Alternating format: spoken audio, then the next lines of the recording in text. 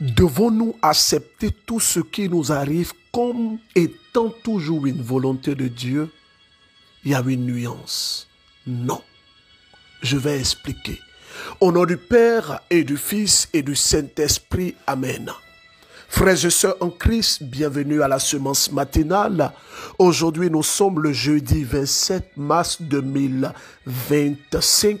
Et ce jour est assez particulier pour tous les auditeurs de la semence matinale parce qu'aujourd'hui, c'est l'apothéose de nos 3 jours de prière, d'enseignement et d'intercession en ligne. Nous sommes sur le réseau social Facebook, également le réseau social YouTube. Nous nous retrouvons aujourd'hui à 20h GMT. Peut-être que tu n'as pas commencé le premier jour, peut-être que tu n'as pas vécu le deuxième jour, mais ce 3e jour ne manque pas. Vous savez, je ne viens pas sur les réseaux sociaux, en tout cas pour faire des prières, des lives, vidéos de moi-même.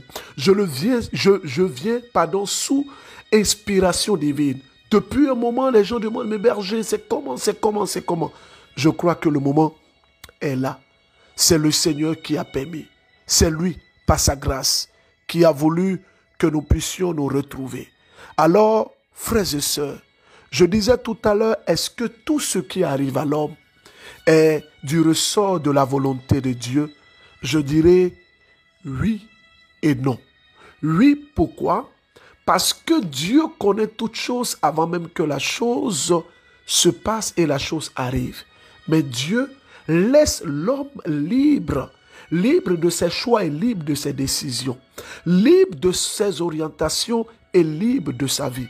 Il est écrit, je crois, dans le livre de Deutéronome, je crois c'est Deutéronome chapitre 19, verset 30. Attendez, il ne faudrait pas que je dise n'importe quoi. Je vérifie, ouais, parce que, pas vont dire, le berger là, il a menti. Donc, Deutéronome, le livre de Deutéronome, rapidement, où est ce livre-là? Voilà, le livre de Deutéronome, chapitre 19, si je me trompe pas, verset 30. Voilà, donc ce n'est pas ça. Je n'étais pas sûr en tout cas. Donc, ça sera chapitre 30, verset 19. Voilà. Je prends aujourd'hui à témoin contre vous le ciel et la terre.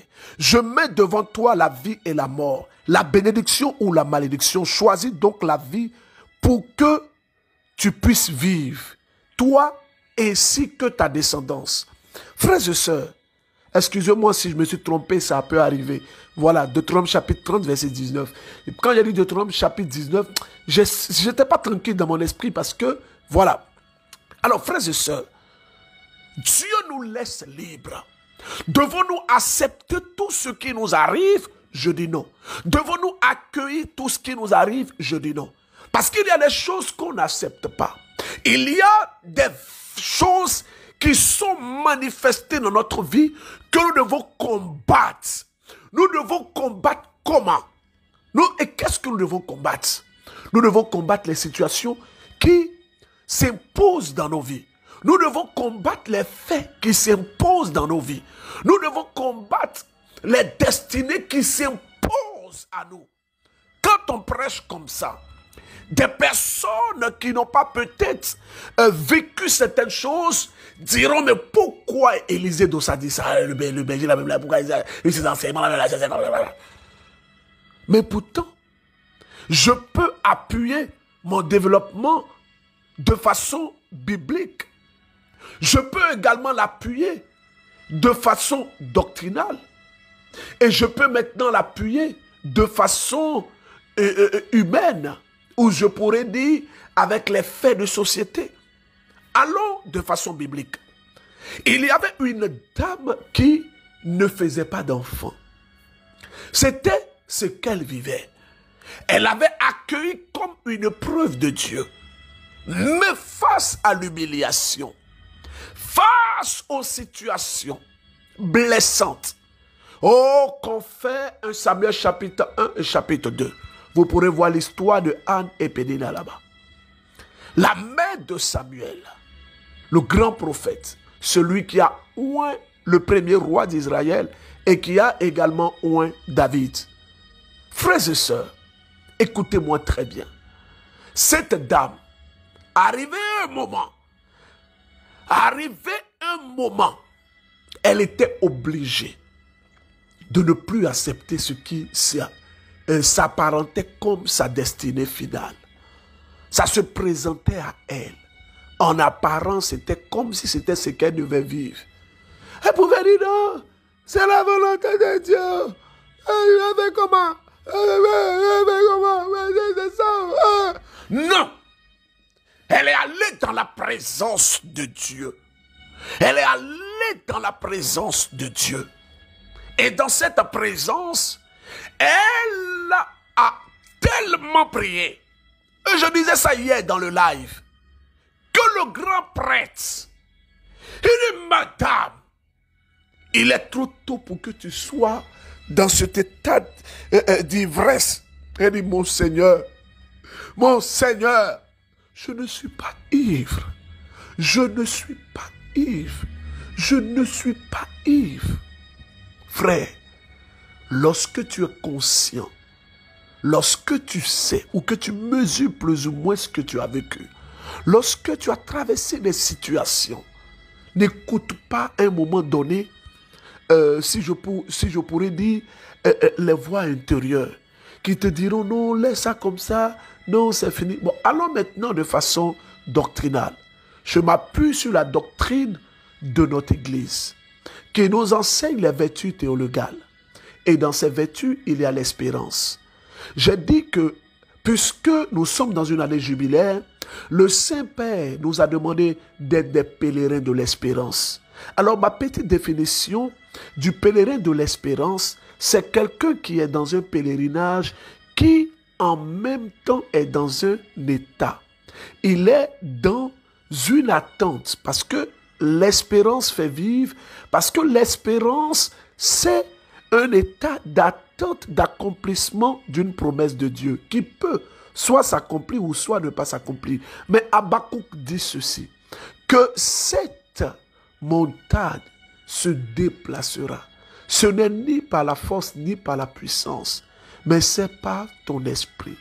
Frères et sœurs, l'espérance fait vivre. Si l'Église nous propose l'espérance comme moyen pour mûrir et moyen pour expérimenter le divin, c'est-à-dire que l'espérance est un moyen pour l'homme également de rester dans cet état d'attente où l'homme, quelque part, n'accepte pas ce qu'il est en train de vivre, mais reste dans cet état de foi et de persévérance, d'espérance. Troisième chose, j'ai dit que j'allais vous donner une autre approche, et ça j'allais m'appuyer sur une approche sociétale. Frères et sœurs, il y a des personnes dans la vie, elles sont appelées à de grandes destinées. Elles ont dans leur ADN la notion de la croissance. C'est-à-dire, il y a des hommes et des femmes que Dieu a destinés pour être à un certain niveau. Mais ces personnes parfois peuvent se trouver dans un environnement infesté. Écoutez-moi très bien. Si un enfant est intelligent et que vous passez votre temps pour lui dire qu'il est bête, il va finir par croire qu'il est bête. Je parle de mon exemple. J'avais de grands rêves. Et j'étais avec des personnes qui aujourd'hui sont restées au même niveau. Ceux avec qui j'étais dans le banditisme, ceux avec qui j'étais dans des choses que je ne citerai pas ici à cause de notre audience, en tout cas on était des voyous. Voilà, je m'arrête là, des voyous. Des voyous, quand on dit voyous à bobo, vous savez ce que ça veut dire. Ces personnes avec qui j'étais, quand mon système de pensée a commencé à être renouvelé en Christ, j'ai commencé à partager à ces personnes mes rêves. Ces personnes m'ont dit que ce n'était pas possible.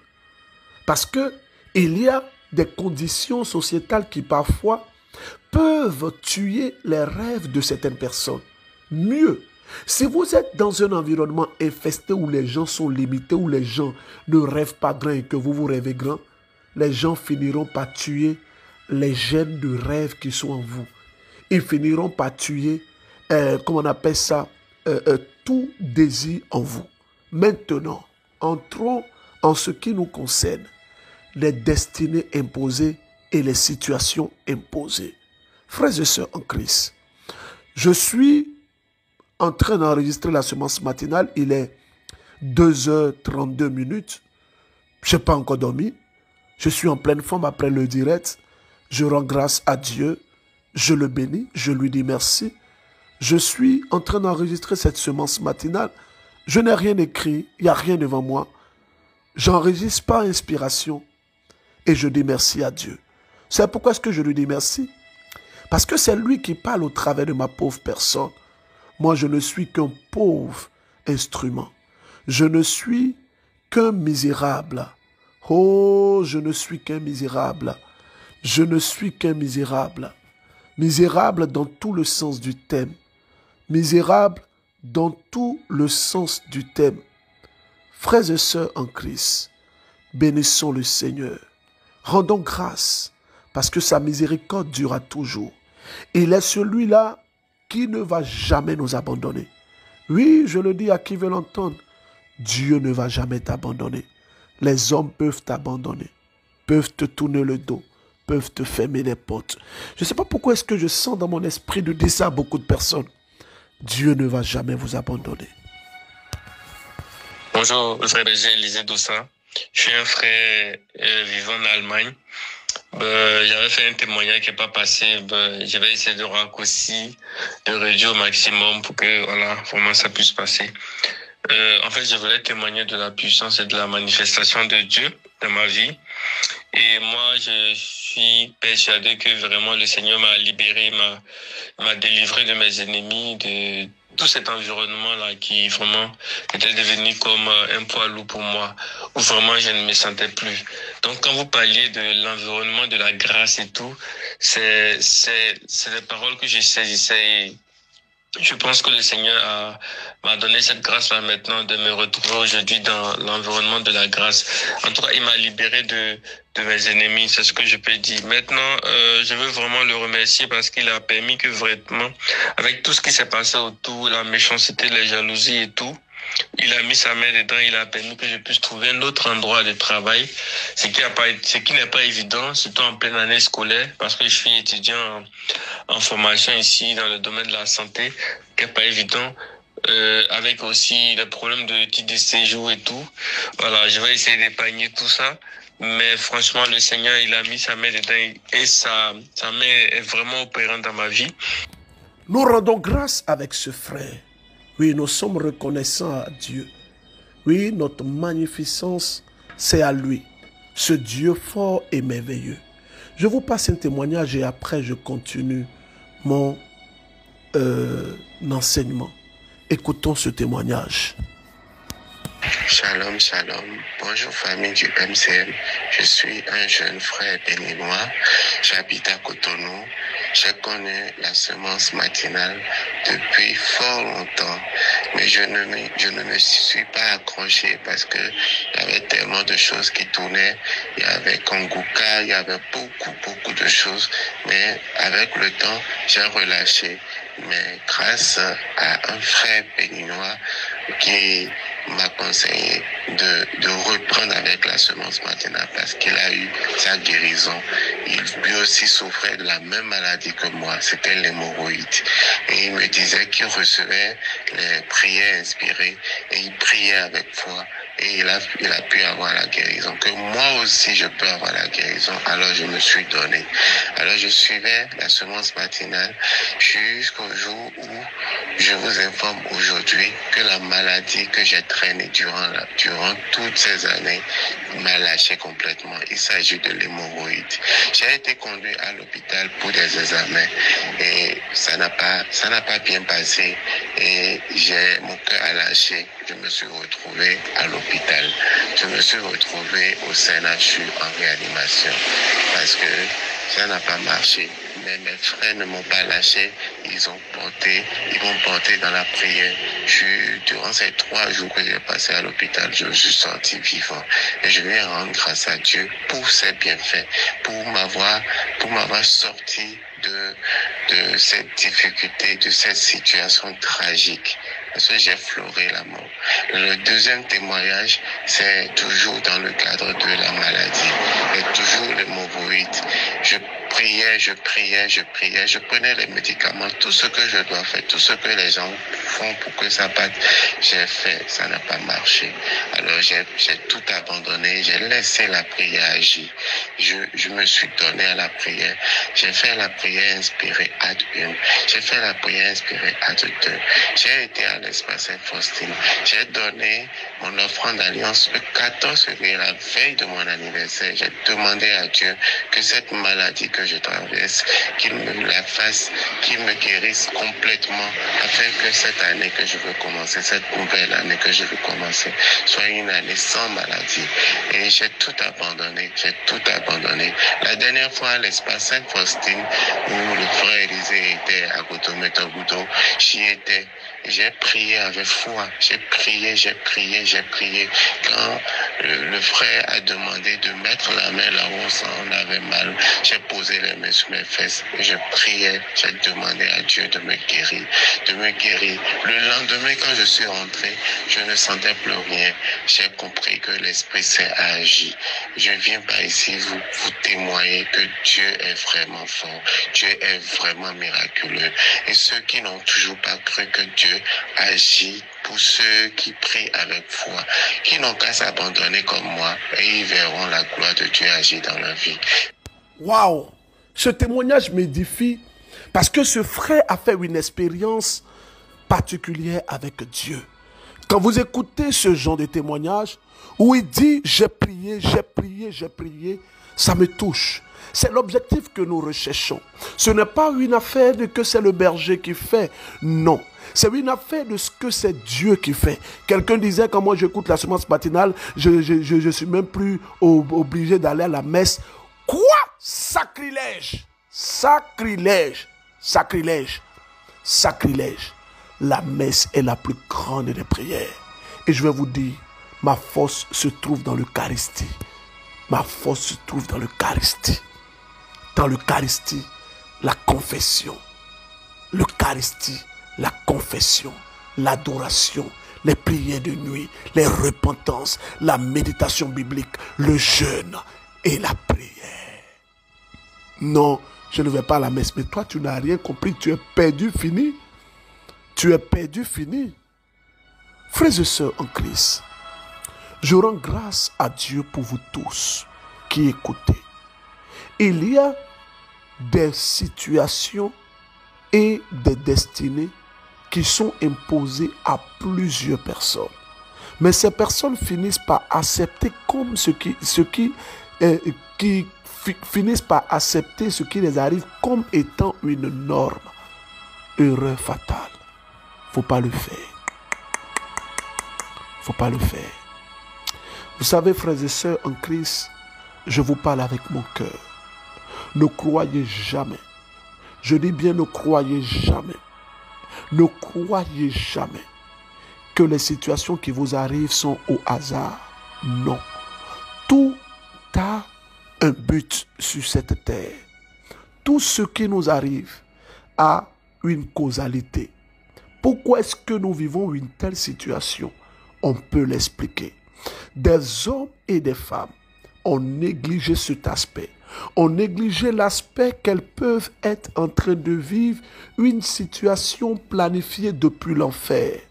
Elles ont négligé qu'elles peuvent vivre une destinée qui n'est pas cette destinée qui a été planifiée par Dieu pour elles.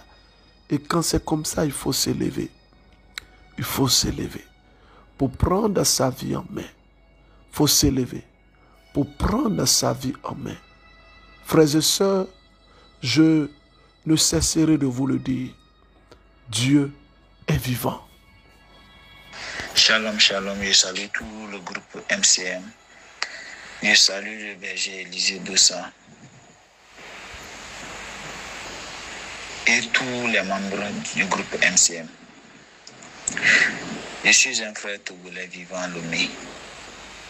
Dieu a frappé beaucoup dans ma vie et je vais témoigner. Lors de la semence matinale d'hier, lundi, de motivation, j'ai écouté un frère témoigner de de sa guérison. Puisqu'il a dit qu'il avait une sinusite. Là, ça m'a rappelé. Puisque depuis un moment, j'écrivais au berger que je souffre d'une sinusite. Je l'ai écrit maintes fois et j'ai dit qu'il m'aide dans les prières. Et Dieu l'a fait. Dieu a exaucé aussi. Hier, lors de la séance matinale, j'ai écouté le frère et je me suis rappelé que j'avais demandé ça à Dieu. Et Dieu l'a fait. Et je ne me suis même pas rendu compte que je suis guéri aussi. Puisque depuis un temps, j'allume le ventilo, je me douche avec l'eau fraîche, tout.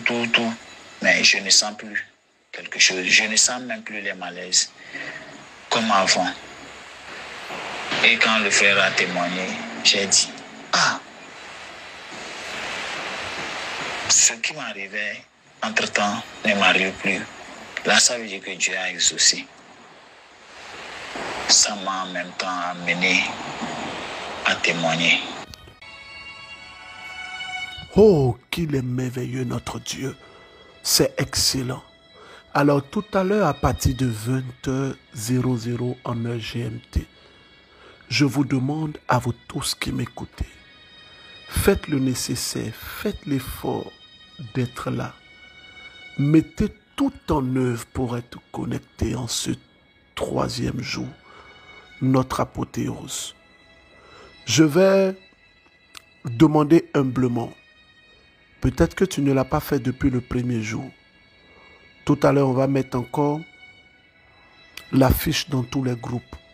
S'il te plaît, si tu peux relayer ça, tu mets en statut et tu écris « J'invite tous mes contacts ce soir à 20h30 à la prière. » Et quand le direct commence, tu mets le live également sur ton statut. Je ne sais pas pourquoi est-ce que je suis en train de dire ça, mais je peux rassurer une personne que Dieu agira. Archidiocèse de Lomé, paroisse Sainte-Thérèse de l'Enfant Jésus et de la Sainte Face d'Adam-Avant. Grand week-end d'évangélisation. Thème: déchirez vos cœurs et non vos vêtements.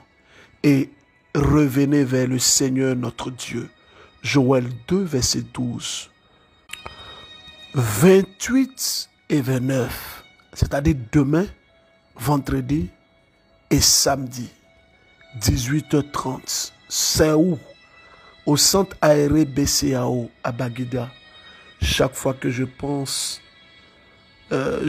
toujours au Père Kodo qui nous a dévancés.